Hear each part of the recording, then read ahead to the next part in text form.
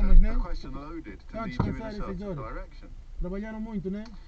And then I could ask you like this, I could say, who do you hold responsible for you or your loved one languishing on an NHS waiting list?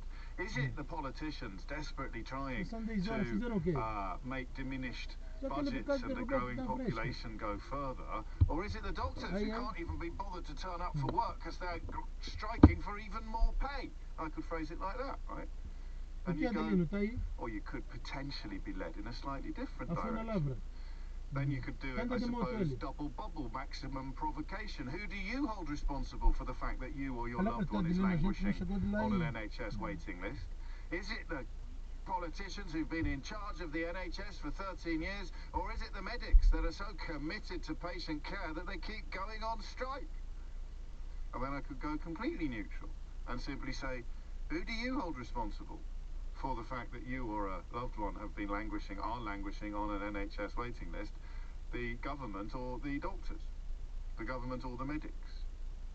03456060973. It's how you do it, isn't it? It's an